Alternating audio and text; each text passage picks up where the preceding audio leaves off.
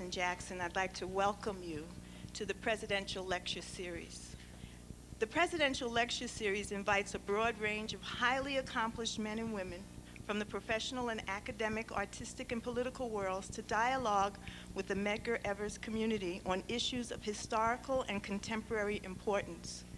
And you're going to be in for a treat today because our distinguished speaker is quite dynamic. I know you'll be reading about her, and in a short time, she will be introduced. We're going to move on now to Reflections by Dr. Louden. It's always difficult, well, good evening, first of all. It's always difficult when someone gives you 2 or 3 minutes and says to you, give reflections. I want to, number one, tell you that I'm grateful to be standing on this platform, that I'm grateful for the women whose midst I sit amongst. I want to talk to you about a few strong women, since this is Women's History Month, a few strong women, 4 of them to be precise, in my own life. I'll start with my mother. I was born in the South Bronx. You know, there was a picture called Fort Apache. Well, it wasn't Fort Apache way back then, but it was the South Bronx. We moved to Canarsie, Brookline houses. Some of you might live there now, and I'm certain that you know where they are. We lived there for about 10 years. My mother was the sole support of the family. I had a brother, and of course my father and my mother. My father had gotten to the point in his life that he was tired of washing toilets and being a messenger and doing those kinds of jobs back then. He was oppressed, he was distressed, he felt dismayed. But my mother was there to pull up the slack. For 6 years, she provided bread for the family.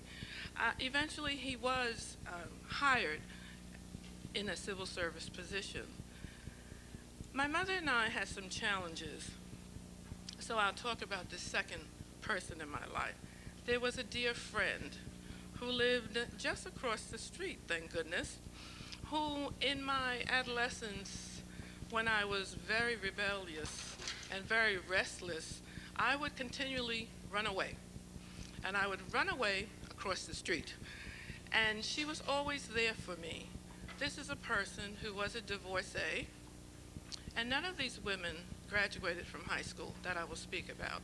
She was a divorcee with 2 young sons. She worked in a box factory. She worked 6 days, sometimes 10 hours a day, to provide sustenance for her family. She found the time and the way and the heart to include me in her lifestyle, to embrace me when I needed to be embraced, and I salute her. The third person is my mother-in-law. She lived in Anderson, South Carolina. She married at the age of 14, and she gave birth to 9 of her own natural children, after which someone gave away 3 other children. So she took those 3 children also. They lived in a 2-bedroom house in the rural South. I take my hat off to her because she also had to deal with a husband who could not eke out a living to support the 9 children, and certainly not the 12. So he was abusive. So she was able to raise her children by God's grace and be able to deal with a home that was dysfunctioning. I thank her for her tenacity because, of course, she gave birth to my husband. The fourth and the last person I want to talk about is my role model. That is my grandmother. My grandmother came here from Jamaica, West Indies. And I think in 1945, she came with her husband. And I believe in 1945, he passed away. My grandmother never worked. My grandmother said, I'm not going to take a nickel from a soul. My grandmother made barrels to send home to Jamaica every month. Some of you can empathize with that. My grandmother helped raise me. She had no formal education. In her latter years, she was not able to sleep very much. So I would say to her, I used to call her Nanny. Nanny, what are you doing in there? Because she would be up all night. And she would say to me, girl, I'm praying for you. And she did this endlessly. And as a 12-year-old, I kind of laughed it off. Silly 12-year-old. I thought it was pretty funny. Why are you praying for me? She said, one day you'll understand. I want to stand here for them. I want to stand here for a grandmother who knew she needed to pray for me. I want to stand here for all of your mothers and grandmothers and for you who pray for your children. I want to say this to you before I sit down. There is a tendency for some people to have a dichotomy between the spiritual and the sacred in their lives. We do not have such an option to do that. We are spiritual people. We came in this world as spiritual people. We will leave this world as spiritual people. And if you do not embrace that, you will become extremely schizophrenic, because from whence you came is spirit, and from whence you will go is spirit. Thank you, Dr. Louden, for those words. I'm sure all of us thought about the women in our lives, our mothers and our grandmothers, that have gotten us this far. In the audience, there are some great ladies as well as students. And I can only reflect that just a few days ago at the Dean's ceremony, for those students that are on the Dean's list because of high honor, that when the students stood up, many of them stood up with babies in their arms, but they were Dean's list students. So I want to salute the students once again and to say just keep on keeping on, because you can do it. You have the intellect and the capacity. And the fact that the presidential lecturer we have tonight is such a role model and is here for you so you can hear her words of wisdom and her life's journey will just help us to be able to create successful students, one student at a time here at Medgar Evers.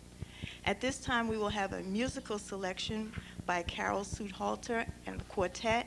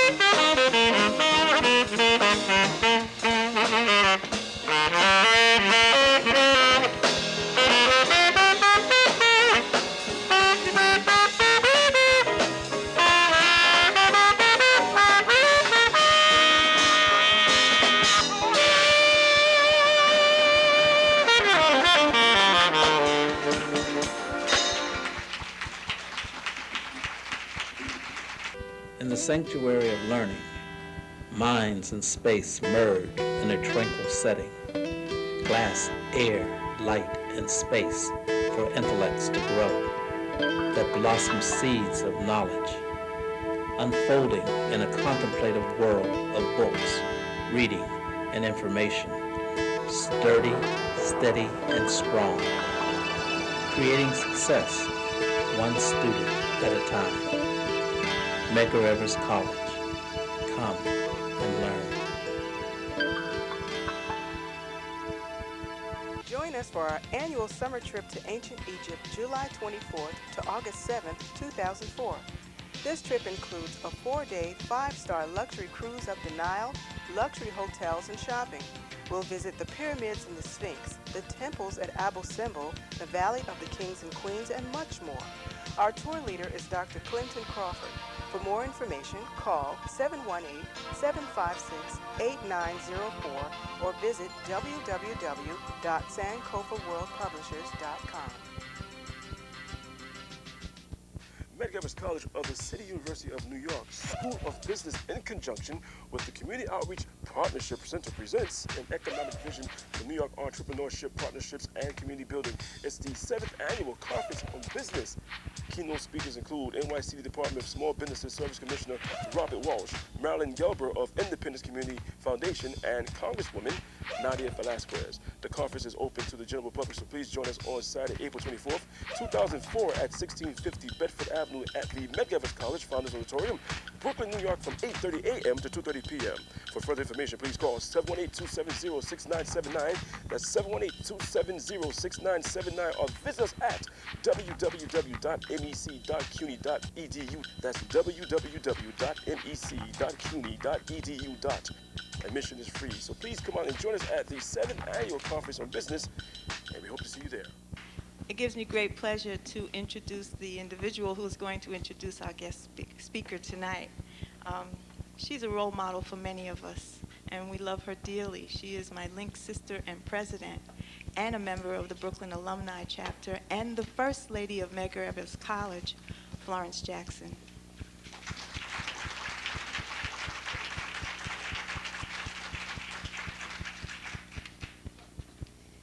Thank you and good evening. I am very honored to be given the opportunity to introduce your lecturer for the evening. She is my national president of the Delta Sigma Theta Sorority Incorporated. She is also many other things, so we'll share that with you now. Gwendolyn Elizabeth Boyd is a native of Montgomery, Alabama. Educated in the public schools, Ms. Boyd received a 4-year scholarship to attend Alabama State University, where she graduated summa cum laude with a BS degree in mathematics and a double minor in physics and music. Awarded a fellowship to pursue graduate work at Yale University, she was the first African-American female to earn a Master of Science degree in mechanical engineering from this Ivy League institution. Gwendolyn Boyd is an engineer and the Assistant for Development Programs at the Johns Hopkins University Applied Physics Laboratory.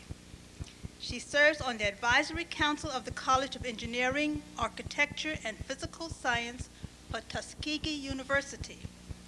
Professionally, she is affiliated with the Society of Women Engineers and the Metropolitan Area Network of Minority Women in Science. Additionally, Ms. Boyd currently serves as chair of the Board of Directors of the APL Federal Credit Union. She serves as president by presidential appointment on the Johns Hopkins University Diversity Leadership Council and is the chair for the 2003 to 2005 academic years. Ms. Boyd leads a very active life in sharing her skills and service to the community. She is a member of the Board of the Directors for Children's National Medical Center and Children's Research Institute in Washington, D.C. She is a founding chair of the Board of Directors of the National Partnership for Community Leadership, based in Washington, D.C. She's a member of the newly established Bennett College for Women Board of Visitors and the Thurgood Marshall Scholarship Fund Foundation. She is also a member of Leadership Washington and past member of the Board of Directors and past president of the Board of United Way of the National Capital Area. Gwendolyn Boyd holds membership in several community service organizations. As I said, she is the national president of Delta Sigma Theta Sorority Incorporated, an international service sorority with over 200,000 members in over 950 chapters throughout the world. And she has several sorors who have come to support her. Would you stand, sorors?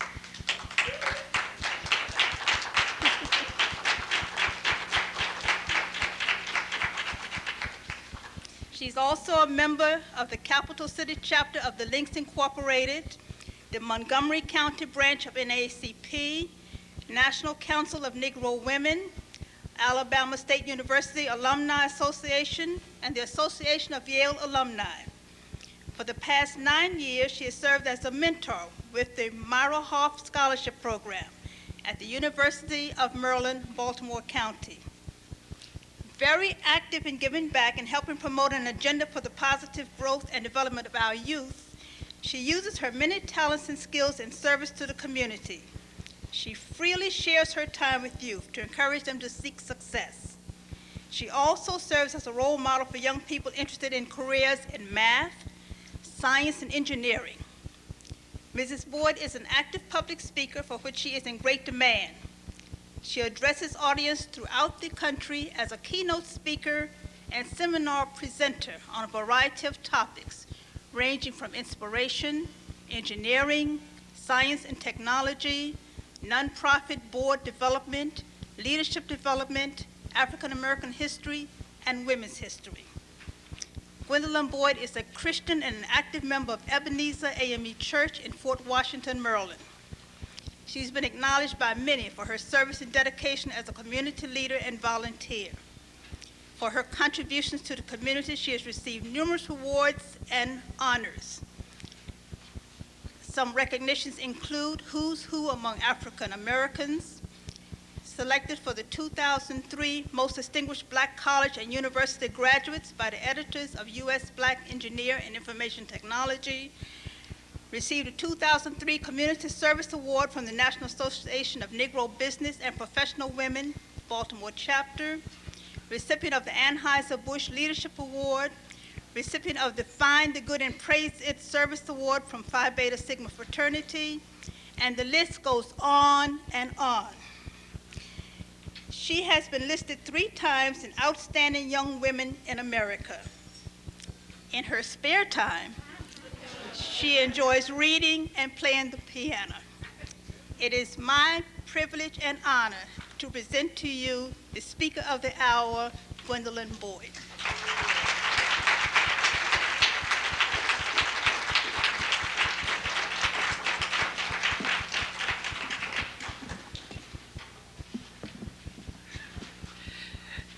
Thank you so much, Mrs. Jackson, and we honor God for the opportunity to be with you tonight, to all of the distinguished ladies who I share the stage with, and to all of you who have come for this series this evening.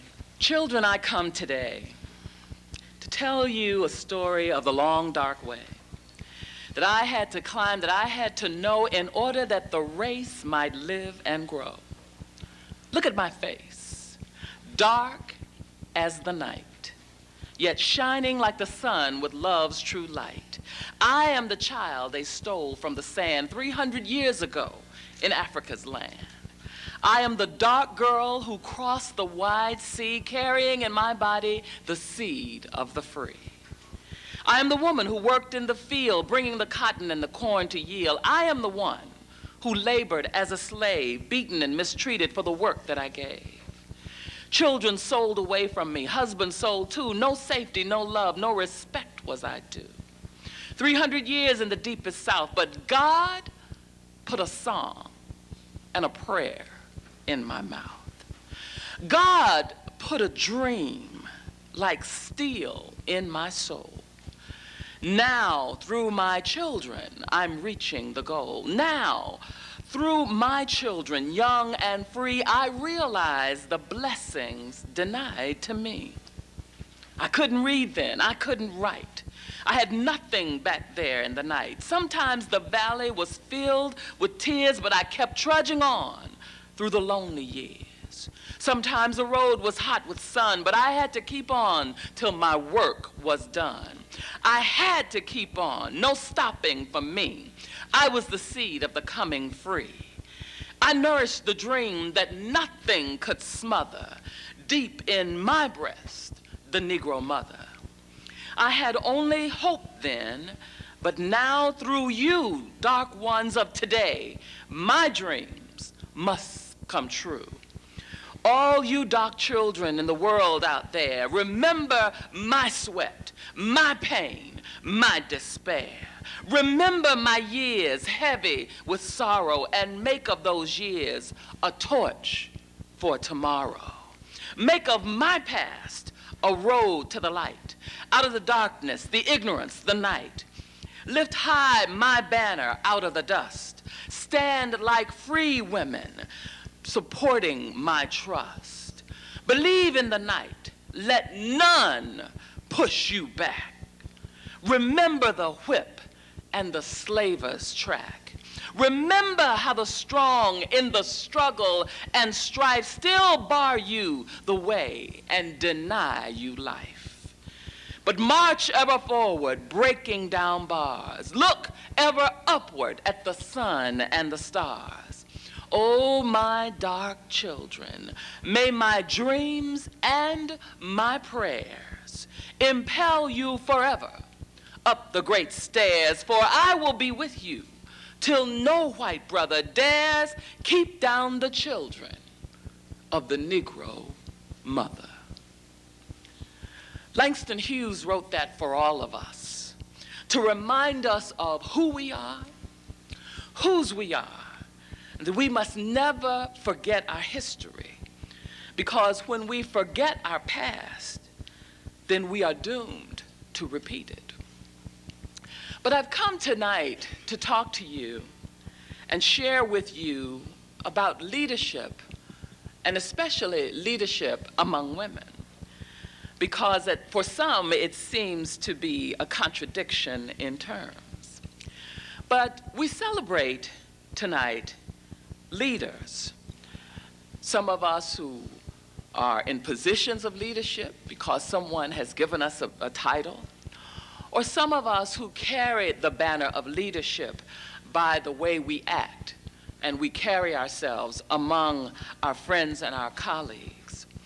So we celebrate those who are heroes among us. Sometimes we end up wearing an S on our chest, wearing that red cape and a blue leotard, because we are called on to do so much within our communities. We celebrate those who are leaders, those who step up to the plate and answer day-to-day challenges.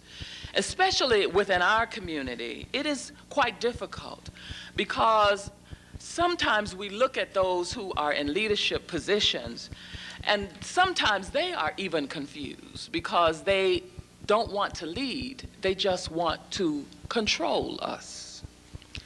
But today, we want to reflect on the issue of leadership. Those who continue to work on their dreams every day. Those who share their special talents and skills without reservation or hesitation.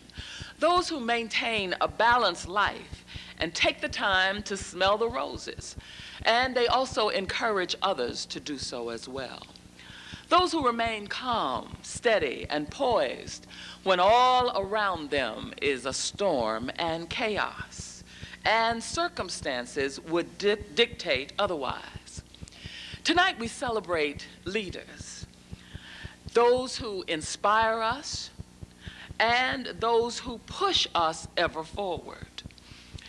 And we also celebrate those women, as we've heard earlier, those who have been a part of our lives, who may not have had an opportunity to attend Medgar or any other college or university. some who never even finished the 6th grade, like my grandmother, but who always told me, the Lord will make a way somehow, no matter what trial I was facing. In the sanctuary of learning, minds and space merge in a tranquil setting.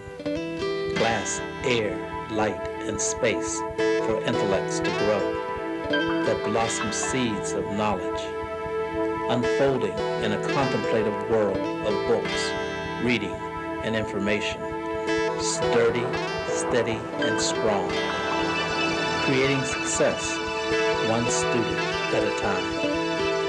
Medgar College. Come and learn. Medgar College of the City University of New York School of Business, in conjunction with the Community Outreach Partnership Center, presents an economic vision for New York entrepreneurship, partnerships, and community building. It's the 7th annual Conference on Business.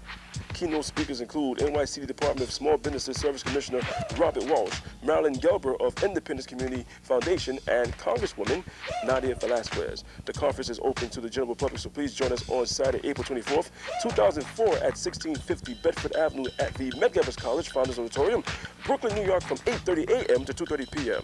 For further information, please call 718-270-6979. That's 718-270-6979, or visit us at www.mec.cuny.edu. That's www.mec.cuny.edu.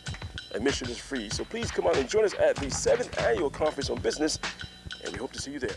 Tonight, as we talk about leaders among us, we also look at those who among us share our values, the values of honesty and integrity and respect and trust and responsibility and good citizenship. And we understand that we celebrate leaders and we celebrate the success that has come to us through the years of being a part of leadership.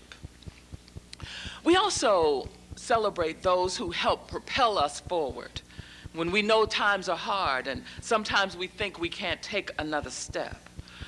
Those who tell us every day, you are important, you matter, you count, you do make a real difference, you're going somewhere in this world, and you need to keep your eye on the prize.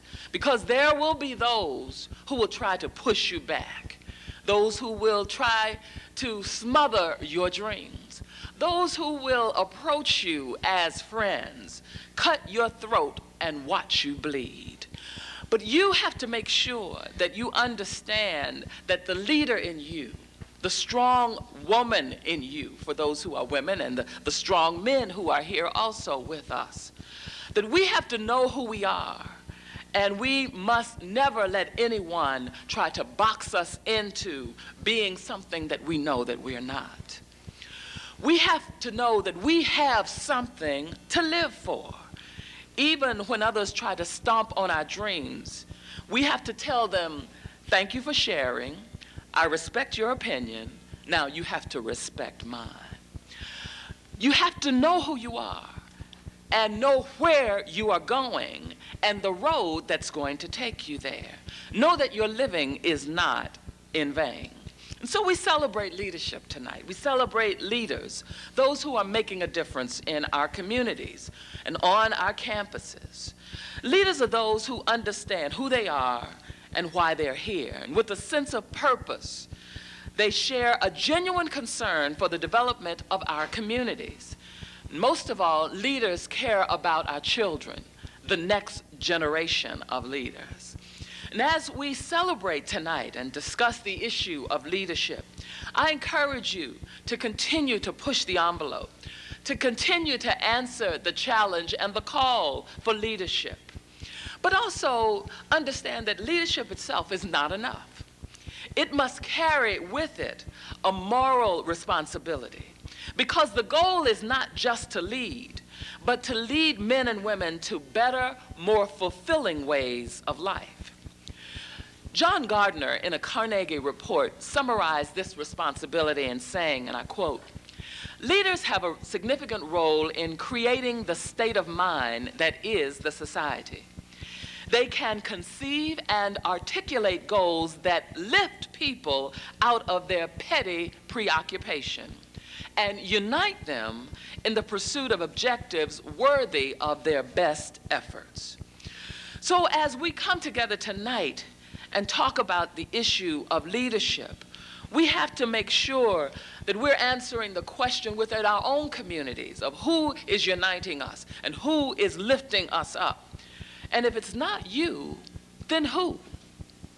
Because it is important for us to understand that leadership is not a title, but it is what you do within your community.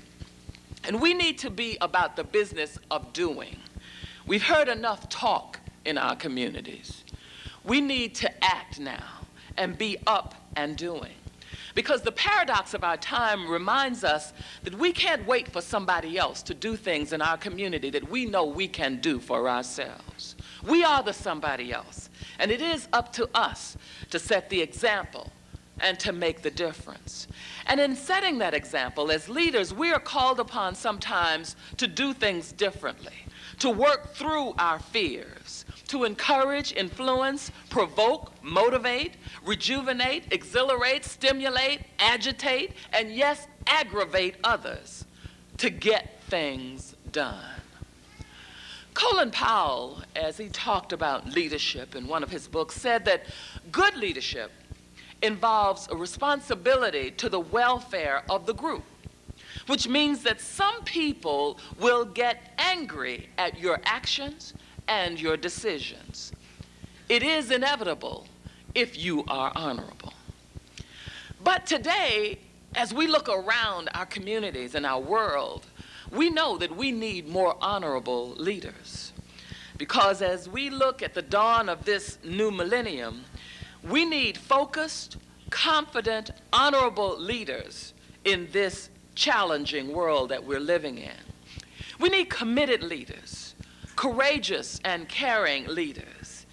And in the dynamics of this information age, we need leaders who possess the pizzazz, the drive, the expertise, but also possess a genuine caring for people.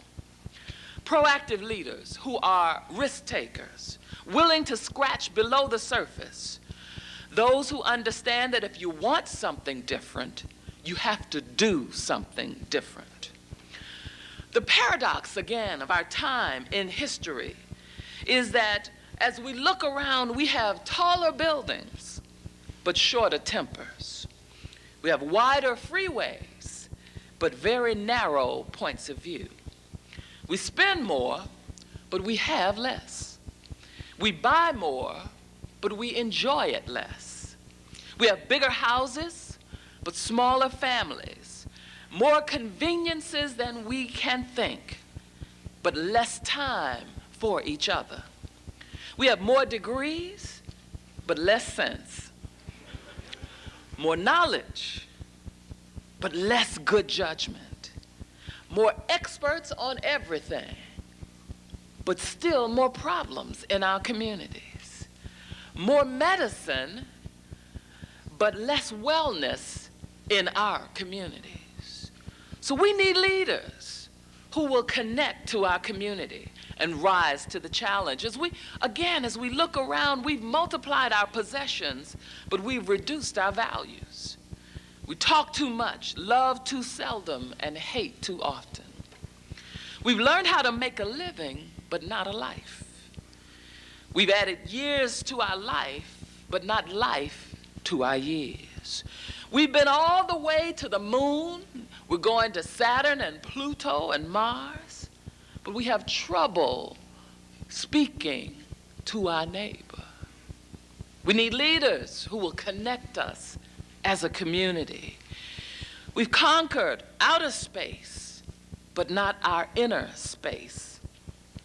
We've split the atom and created bombs, but now we're more prejudiced than ever. We have higher incomes, but lower morals. We've become long on quantity, but short on quality. And so we need leaders, reliable, trustworthy leaders, again, who will connect us as a community. Because these are the times of steep profits, but shallow relationships between people. The times of a world that is full of turmoil and war, where we have less fun among each other. We have more kinds of food all around us, but less nutrition and more obesity in our community. 2 incomes, but more divorce. Fancier homes, but more dysfunctional homes.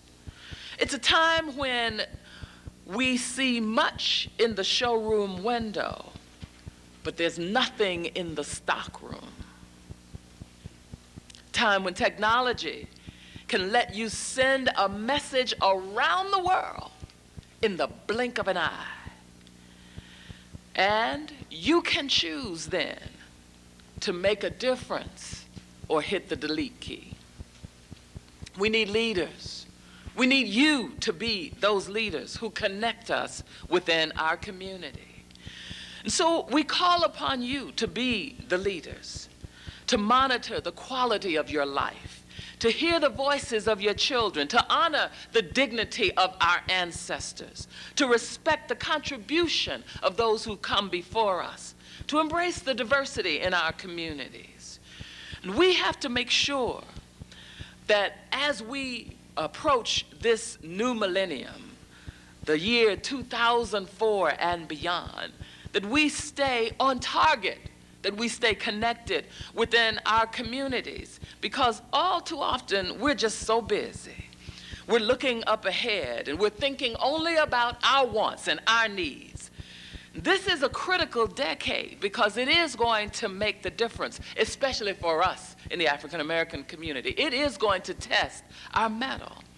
You know, we're just so busy. You know, we're a woman or man of this new millennium. We're busy working on our own agenda, taking care of our business, pressing toward the mark. You know, I've done my strategic plan in 1, 5, and 20-year increments. I've established my financial plans, my retirement plan, my life goals, and my family plans. I have a personal mission statement in my daytimer and on my personal computer that breaks down into achievable goals, measurable goals, monthly objectives, daily priorities, and frankly, it does not allow for any distractions from my plan. So I can't help you.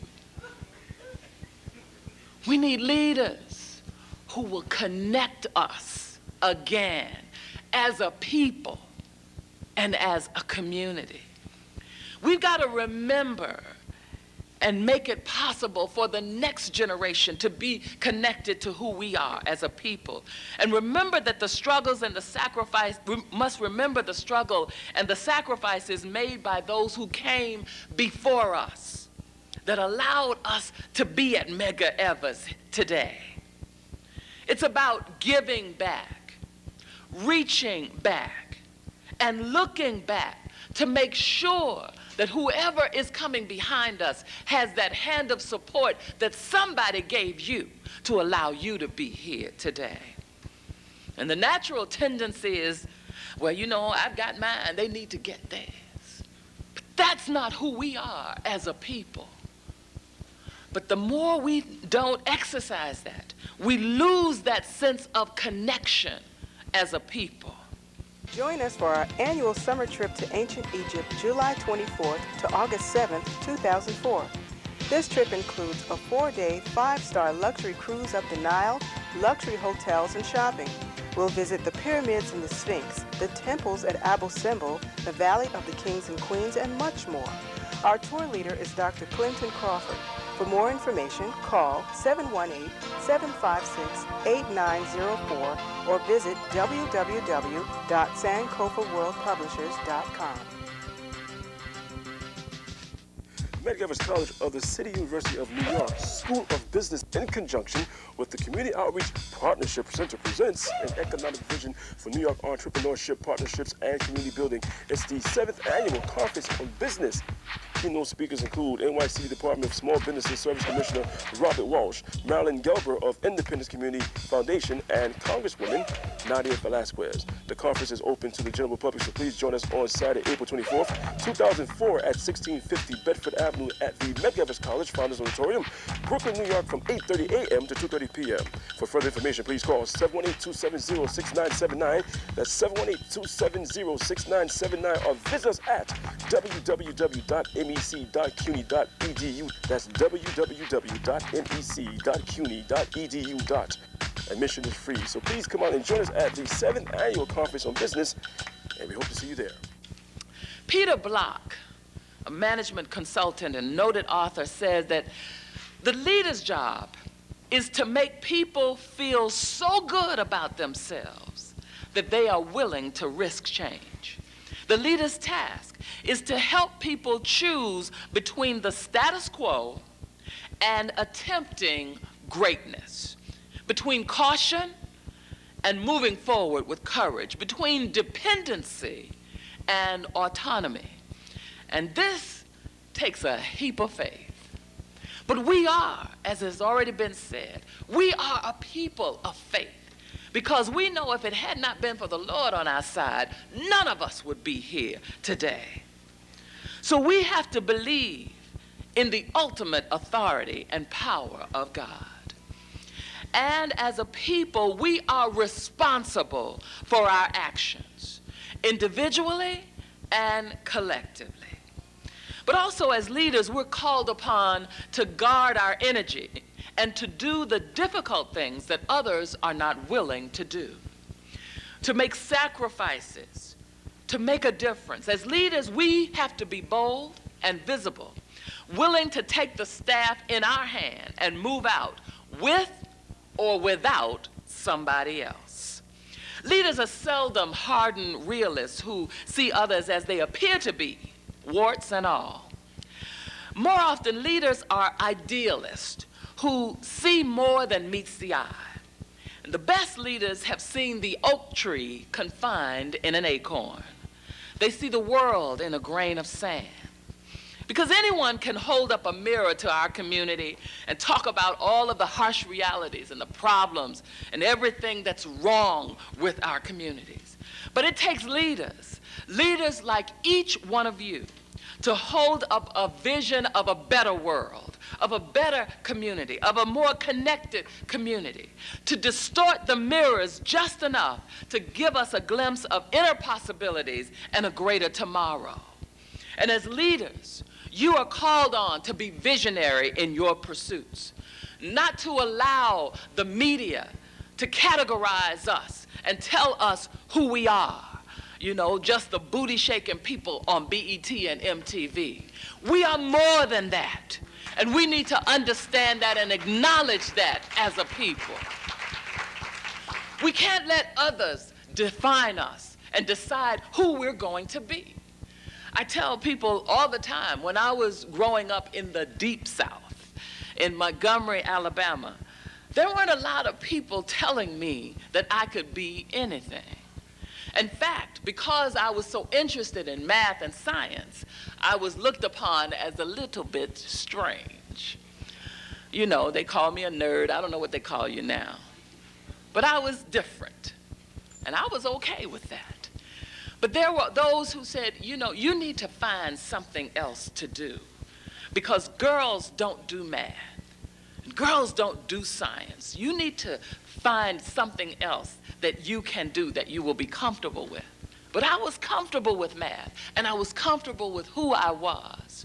And so I say that to you because if you allow other people to put you in a box and define you, then you will stay in that box forever. Because I take pride in going back to Montgomery, Alabama now and say, how you like me now?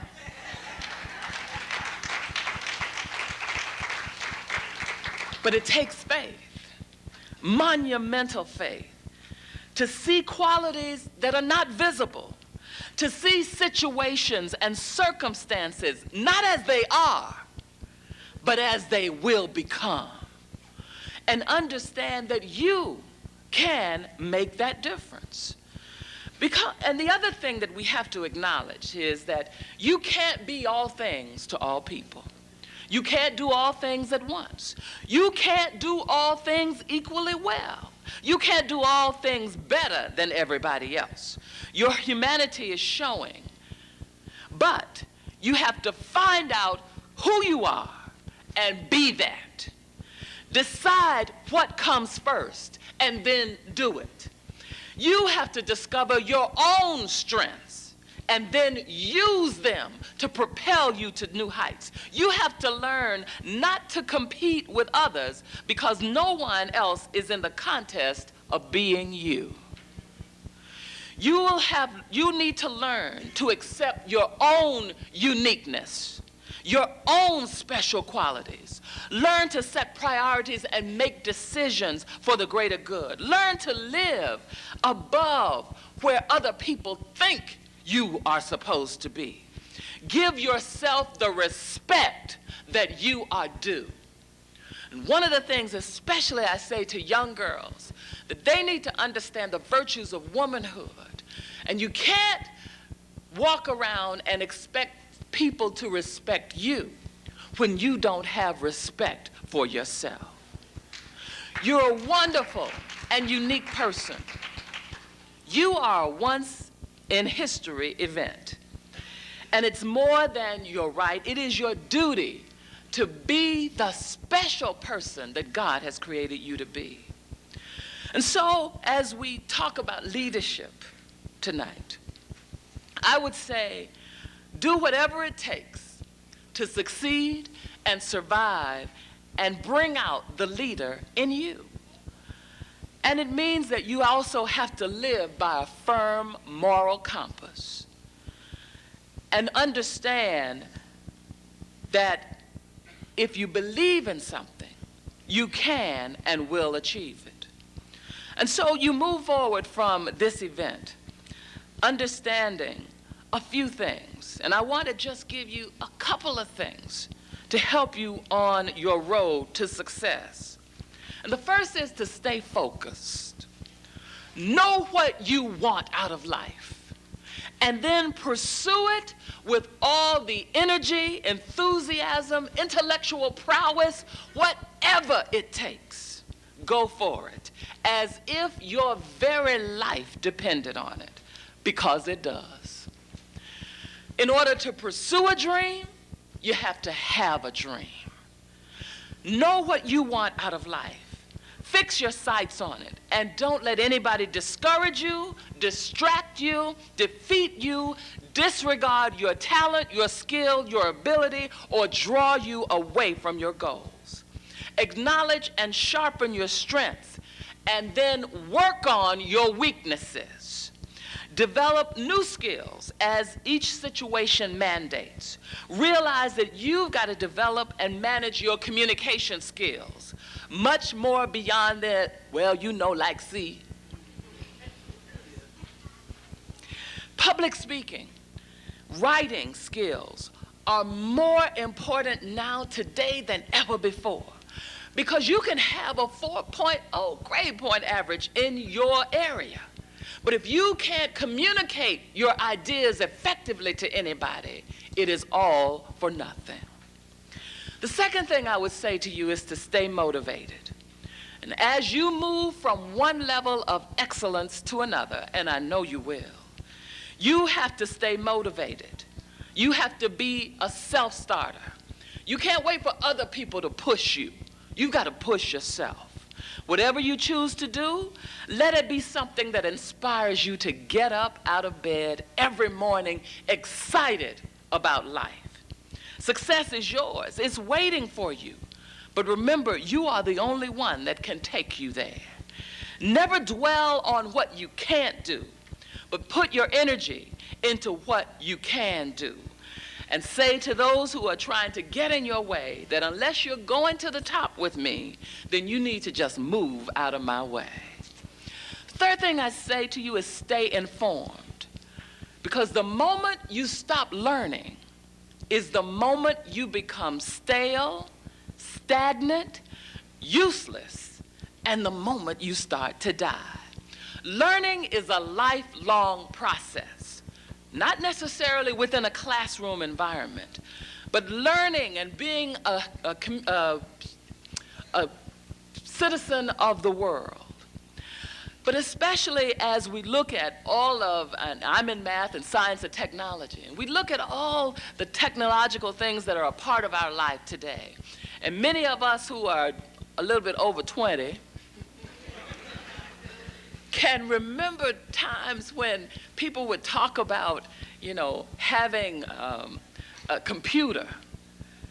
And in the old days, computers would fill this room. They would be so big. And now, we're walking around with a computer in our hand. Who would have thought we'd be walking around talking to a cell phone? 20 years ago, PDAs, PCs, and who knows what is coming next. But you need to make sure that you stay connected and stay informed about what is going on. And be a part of that discovery.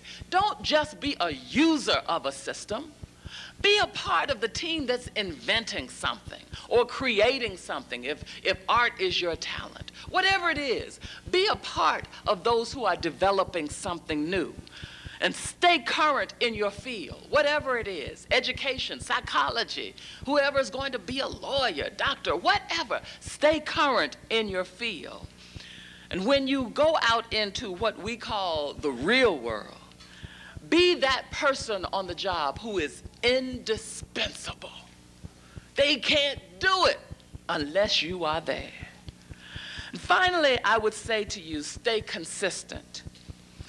Understand that character will keep you where your abilities take you. You need to make sure you guard your name and your reputation everywhere you go, because that's all that you have. And your name and your reputation will be with you to the grave. It is that you have to sometimes choose, no, not sometimes, you have to always choose your friends very carefully. Association brings about assimilation. You are the company you keep, as my grandmother used to say to me. So you've got to make sure that you walk in integrity in everything that you do. Yes, we have social friends who we hang out and have fun with. We have intellectual friends who will challenge us and push us to the next level. And then we need spiritual friends who will keep us rooted and grounded in who we are and whose we are. So I encourage you to stay interested in life. Stay ready for whatever challenge is coming forward to you, because there will be challenges every day of your life. But if you're well prepared, if you stay focused, you stay informed, you will be ready to handle every challenge that comes to you. So I encourage you to be the leader that God has called you to be. And don't let anybody put you in a box. And I want to leave you with a poem. I started with Langston Hughes. I'm going to end with Nikki Giovanni. I was born in the Congo. I walked to the Fertile Crescent and built the Sphinx. I designed a pyramid so tough that a star that only glows every 100 years falls into the center, giving divine, perfect light. I am bad. I sat on the throne drinking nectar with Allah. I got hot and sent an ice age to Europe to cool my thirst. My oldest daughter is Nefertiti. The tears from my birth pains created the Nile. I am a beautiful woman. I gazed on the forest and burned out the Sahara Desert. With a packet of goat's meat and a change of clothes, I crossed it in 2 hours. I am a gazelle so swift, you can't catch me. For a birthday present when he was 3, I gave my son Hannibal an elephant. He gave me Rome for Mother's Day. My strength flows ever on. My son Noah built new ark, And I stood proudly at the helm as we sailed on a soft summer day. I turned myself into myself, and I was Jesus. Men intone my loving name. All praises, I am the one who would say. I sow diamonds in my backyard. My bowels deliver uranium. The fillings from my fingernails are semi-precious jewels. On a trip north, I caught a cold and blew my nose and gave oil to the Arabs.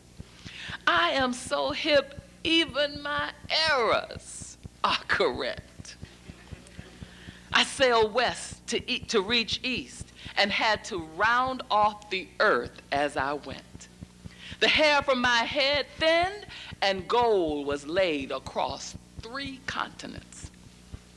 I am so perfect, so divine, so ethereal, so surreal, I cannot be comprehended except by my permission. I mean, I can fly like a bird in the sky. God bless you.